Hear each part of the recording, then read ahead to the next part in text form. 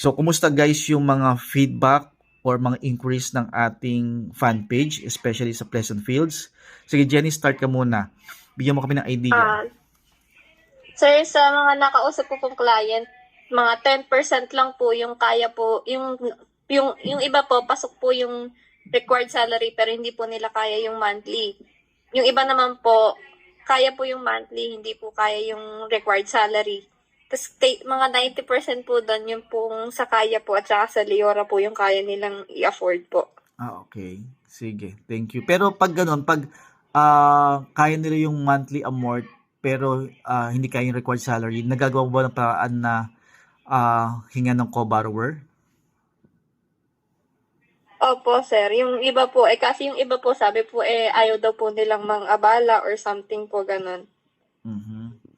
Okay, sige. Thank you. Jelina, ikaw naman, base experience mo. Sir, sa akin po, mga 80 to 85% po yung hindi din po kaya na i-afford po yung Pleasant Fields po. Kasi po, every time po na kapag tinatanong po nila sa akin yung TCP or yung sample computation po, humihinto na po sila sa pagre-reply po, tapos nagsisin zone na lang po sila. Okay. Tapos minsan po ang ire-reply pa po sa akin, ay, sorry po ma'am, hindi po kaya, pero thanks po sa time nyo na nag-explain po kayo sa akin. Ayun po, usually po ganun. Okay. Thank you. How about Jimson?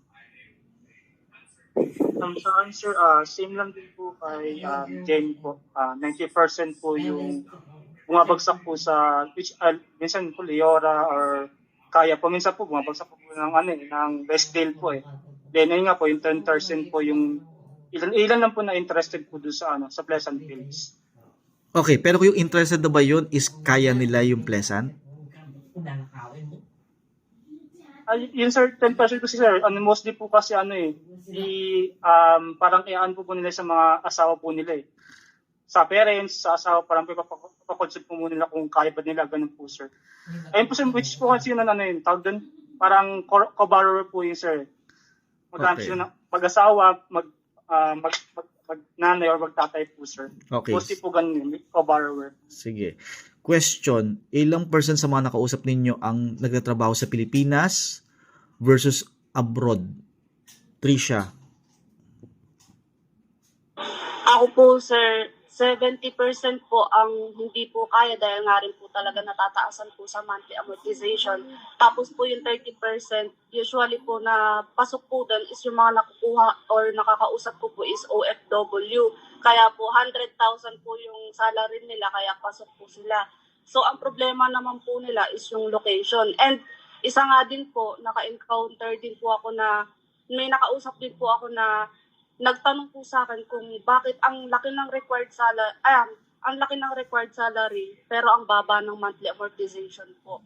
Ganun po, sir. Okay, i-address natin yan. So, Pero anyway, ayan po, yes, go ahead. Sige, go ahead. po, nung na-explain naman po kung bakit ganun po yung sa monthly amortization and required salary po, ayun po, na-explain na nga po ng ayos. So, naghanap po siya ng co-borrower, which is po yung husband niya.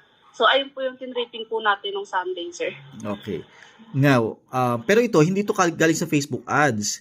Galing to sa PM mo, right? Wala pa to sa Facebook kasi hindi pa nag-Facebook Opo, no. opo, yes po. Pero sa sinabi mo ng mga nagtatanong mo, based dun sa based dito sa Facebook Facebook ads hindi sa marketplace, hindi dun sa mga PM nyo sa mga groups, dito mismo sa Facebook ads, ilang percent dito ang locally employed versus OFW?